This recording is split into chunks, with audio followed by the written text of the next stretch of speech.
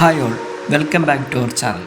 ഇന്ന് ഞാൻ വന്നിരിക്കുന്നത് ഷവോമി 50 Pro സ്മാർട്ട് ഫോണിനെ പറ്റി പറയാനാണ്. ഇതിൻ്റെ സ്പെസിഫിക്കേഷൻസ് ലീക്ക് ആയിട്ടുണ്ട്. ഓൾമോസ്റ്റ് കൺഫേംഡ് ആയ സ്പെസിഫിക്കേഷൻസ് ആണത്. അപ്പോൾ നമുക്ക് ഈ സ്പെസിഫിക്കേഷൻസ് പരിശോധിച്ച് ഈ സ്മാർട്ട് ഫോൺ വാല്യുബിൾ ആണോ അല്ലേ എന്ന് നോക്കാം. ഇതൊരു സ്പെസിഫിക്കേഷൻ റിവ്യൂ ആണ്.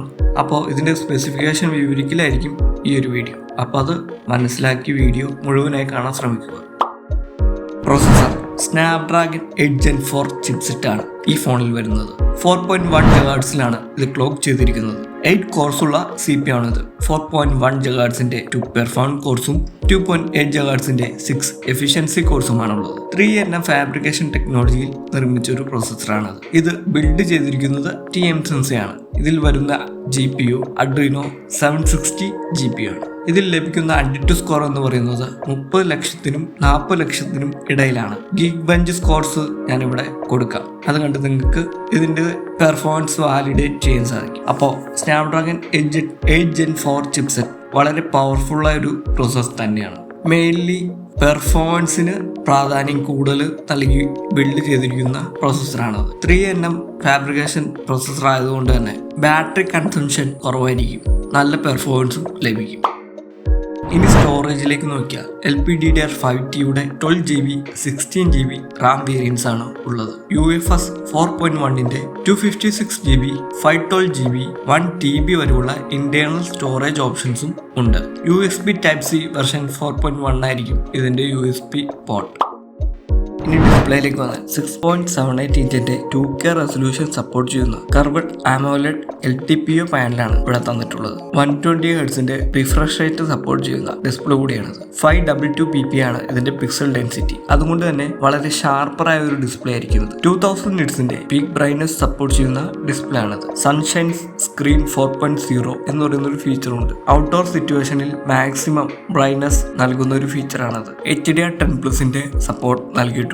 ഐ പ്രൊട്ടക്ഷൻ 3D മോഡ് എന്ന് പറയുന്ന ഒരു ഫീച്ചറും നൽകിയിട്ടുണ്ട്. പിന്നെ അഡാപ്റ്റീവ് സിങ്ക് പ്രോ എന്ന് പറയുന്ന ഒരു ഫീച്ചർ 1 Hz to 120 Hz വരെയുള്ള നമ്മുടെ യൂസ് കേസ് അനുസരിച്ച് റിഫ്രഷ് റേറ്റ് മാറുന്ന ഒരു ഫീച്ചറാണിത്. ഇത് ബാറ്ററി ലൈഫ് കൂടുതൽ ലഭിക്കാൻ സഹായിക്കും. P3 colour gamut certified display ആണിത്. 360 Hz ടച്ച് സാമ്പിളിംഗ് റേറ്റും നൽകിയിട്ടുണ്ട്. കോർണിംഗ് ഗൊറില്ല ഗ്ലാസ് വിറ്റിക്സ് 2+ ഗ്ലാസ് പ്രൊട്ടക്ഷനും നൽകിയിട്ടുണ്ട്. കൂടാതെ ഇതൊരു സെന്റർ പഞ്ച് ഹോൾ ഡിസ്പ്ലേ ആണ്. അപ്പൊ ഇതൊക്കെയാണ് ഡിസ്പ്ലേ പറ്റി പറയാനുള്ളത്. വളരെ ഷാർപ്പറായതും മൾട്ടിമീഡിയ എക്സ്പീരിയൻസിന് വളരെ മികച്ചൊരു ഡിസ്പ്ലേ തന്നെയാണ് ഇവിടെ ഷവോമി 50 Proയിൽ നൽകിയിട്ടുള്ളത്.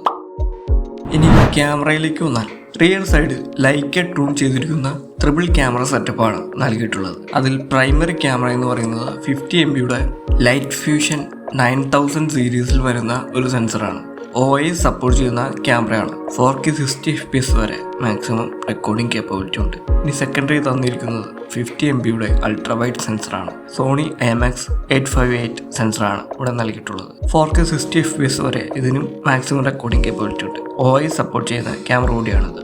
ഇനി തേർഡ് സെൻസർ എന്ന് പറയുന്നത് 50 MBയുടെ ഒരു ടെലിഫോട്ടോ ക്യാമറയാണ്. ഓംനിവിഷൻ സെൻസറോ സോണി LYT സീരീസിൽ വരുന്ന സെൻസറോ ആകാം ഇതിൽ തരുക. ഇതൊരു OIS സപ്പോർട്ട് ചെയ്യുന്ന ക്യാമറ ആയിരിക്കും. 4K 60 FPS വരെ മാക്സിമം റെക്കോർഡിംഗ് കേപ്പബിലിറ്റി ഉണ്ട്. 5x ഒപ്റ്റിക്കൽ സൂമിംഗ് സപ്പോർട്ട് ചെയ്യുന്ന ക്യാമറയാണിത്. ഇതൊരു മാക്രോ ക്യാമറയായും ആക്ട് ചെയ്യും. ഇനി ഫ്രണ്ട് സൈഡിലേക്ക് വന്നാൽ 50 MP ഒരു ഫ്രണ്ട് ക്യാമറയാണ് നൽകിയിട്ടുള്ളത്. ഇലക്ട്രോണിക് സ്റ്റെബിലൈസേഷൻ ആയിരിക്കും ഈ ക്യാമറയിൽ നൽകുന്നത്. 4K 60 FPS വരെ ഇതിലും റെക്കോർഡ് ചെയ്യാൻ സാധിക്കും. അപ്പോൾ ക്യാമറയിലേക്ക് വന്നാൽ ഷവോമി 40 സീരീസിൽ വളരെ മികച്ചൊരു ക്യാമറ പെർഫോമൻസ് ആയിരുന്നു നൽകിയിരുന്നത്. അപ്പോൾ അതിന് മികച്ചൊരു ക്യാമറ പെർഫോമൻസ് ഈ സ്മാർട്ട് ഫോണിൽ നിന്നും പ്രതീക്ഷിക്കാൻ സാധിക്കും. ഇനി ബാറ്ററിയിലേക്ക് വന്നാൽ 6000 mAh വലിയൊരു ബാറ്ററിയാണ് ഈ സ്മാർട്ട് ഫോണിൽ നൽകിയിട്ടുള്ളത്. 90 watts ഫാസ്റ്റ് ചാർജിങ് സപ്പോർട്ടും നൽകിയിട്ടുണ്ട്. 80 watts വയർലെസ് ചാർജിങ് സപ്പോർട്ടും ഉണ്ട്. 10 watts റിവേഴ്സ് ചാർജിങ് സപ്പോർട്ടും നൽകിയിട്ടുണ്ട്. ഇനി സോഫ്റ്റ്വെയറിലേക്ക് നോക്കിയാൽ HyperOS വെർഷൻ 2 Android 15-ലായിരിക്കും ഈ സ്മാർട്ട് ഫോൺ ലോഞ്ച് ചെയ്യാൻ പോകുന്നത്. 5 years OS അപ്ഗ്രേഡേഷനും 6 years സെക്യൂരിറ്റി പാച്ച് അപ്ഗ്രേഡേഷനും ഈ സ്മാർട്ട് ഫോണിൽ ലഭിക്കുന്നതാണ്. ഇനി ഡിസൈനിലേക്ക് നോക്കിയാൽ ഷവോമി 14 സീരീസിൽ വന്ന സ്മാർട്ട് ഫോൺസിന്റെ ഏകദേശം സിമിലർ ആയിട്ടുള്ള ഡിസൈൻ തന്നെയാണ് ഇവിടെയും കാണാൻ സാധിക്കുന്നത്. 4 കളർ വേരിയൻസിലാണ് ഈ സ്മാർട്ട് ഫോൺ അവൈലബിൾ ആയിട്ടുള്ളത്. ബ്ലാക്ക്, ബ്ലൂ, വൈറ്റ്, മിന്റ് എന്നീ കളർ ഓപ്ഷൻസ് ആണ് ഉള്ളത്. ബാക്ക് സൈഡ് ഗ്ലാസ് ആണ്. മാറ്റ് ടെക്സ്ചർ ഫിനിഷും നൽകിയിട്ടുണ്ട്. മെറ്റൽ ഫ്രെയിംസ് ആണ് ഈ സ്മാർട്ട് ഫോണിൽ ഉള്ളത്. IP69 ഡസ്റ്റ് ആൻഡ് വാട്ടർ റെസിസ്റ്റന്റും നൽകിയിട്ടുണ്ട്. ഇനി അതർ ഫീച്ചേഴ്സ് എന്തൊക്കെയുണ്ടെന്ന് നോക്കിയാൽ ഡ്യുവൽ 5G സിം സപ്പോർട്ട് ഉണ്ട്, Wi-Fi 7 ആണ് നൽകിയിരിക്കുന്നത്, ബ്ലൂടൂത്ത് 5.4 ആണ് നൽകിയിട്ടുള്ളത്, IR ബ്ലാസ്റ്ററും നൽകിയിട്ടുണ്ട്, ultrasonic in display finger print ആണ് നൽകിയിട്ടുള്ളത്, NFC-യുടെ സപ്പോർട്ട് ഉണ്ട്, കൂടാതെ ഷവോമിയുടെ AI ഫീച്ചേഴ്സും നൽകിയിട്ടുണ്ട്. അപ്പോൾ ഇതൊക്കെയാണ് അതർ ഫീച്ചേഴ്സ്. ഇനി കൺക്ലൂഷനിലേക്ക് വന്നാൽ 70,000 എന്ന പ്രൈസ് റേഞ്ചിൽ മികച്ച പെർഫോമൻസ് കാഴ്ചവെക്കുന്ന ഒരു സ്മാർട്ട് ഫോൺ തന്നെയാണ് ഷവോമി 50 Pro. മികച്ച ക്യാമറ ക്വാളിറ്റിയും മികച്ച ഡിസ്പ്ലേ ക്വാളിറ്റിയും നല്ല ഗെയിമിംഗ് എക്സ്പീരിയൻസും നൽകുന്ന നല്ല പെർഫോമൻസ് നൽകുന്ന സ്മാർട്ട് ഫോണാണ് ഷവോമി 50 Pro. കഴിഞ്ഞ വർഷം ഇറങ്ങിയ ഷവോമി 40 സീരീസിൽ വരുന്ന സ്മാർട്ട് ഫോൺ മികച്ച പെർഫോമൻസ് ആയിരുന്നു കാഴ്ചവെച്ചത്. അപ്പോൾ ഷവോമി 50 സീരീസിൽ വരുന്ന സ്മാർട്ട് ഫോൺസും മികച്ച പെർഫോമൻസ് കാഴ്ചവെക്കുമെന്ന് പ്രതീക്ഷിക്കുന്നു. നിങ്ങളൊരു ഷവോമി സ്മാർട്ട് ഫോൺ വാങ്ങുവാൻ ആഗ്രഹിക്കുന്നവരാണെങ്കിൽ നിങ്ങൾക്ക് തീർച്ചയായും ബീറ്റ് ചെയ്യാവുന്ന ഒരു സ്മാർട്ട് ഫോൺ തന്നെയാണ് ഷവോമി 50 സീരീസിൽ വരുന്ന സ്മാർട്ട് ഫോൺസ്. 2024 നവംബറിലോ ഡിസംബറിലോ ഈ സ്മാർട്ട് ഫോൺ ലോഞ്ച് ചെയ്യാൻ സാധ്യതയുണ്ട്. ഇല്ലെങ്കിൽ അടുത്ത വർഷം 2025 ആദ്യ മാസങ്ങളിൽ ഈ സ്മാർട്ട് ഫോൺ ലോഞ്ച് ചെയ്യാനും സാധ്യതയുണ്ട്. ലോഞ്ചിങ് ഡേറ്റിനെ പറ്റി കൺഫേംഡ് ആയിട്ടുള്ളൊരു ഇൻഫോർമേഷൻ കിട്ടിയിട്ടില്ല. വരും ദിവസങ്ങളിൽ അത് അറിയാൻ സാധിക്കുന്നതാണ്. ഞാനിവിടെ പറഞ്ഞ സ്പെസിഫിക്കേഷൻസ് ലീക്ക്ഡ് ആയിട്ടുള്ളൊരു സ്പെസിഫിക്കേഷൻസ് ആണ്, ഓൾമോസ്റ്റ് കൺഫേംഡ് സ്പെസിഫിക്കേഷൻസ് ആണ്. ലോഞ്ചിങ് ടൈമിൽ പ്രധാന സ്പെസിഫിക്കേഷൻസ് ഒഴിച്ച് മറ്റ് ചില കാര്യങ്ങളിൽ വ്യത്യാസം വരാൻ സാധ്യതയുണ്ട്. പക്ഷേ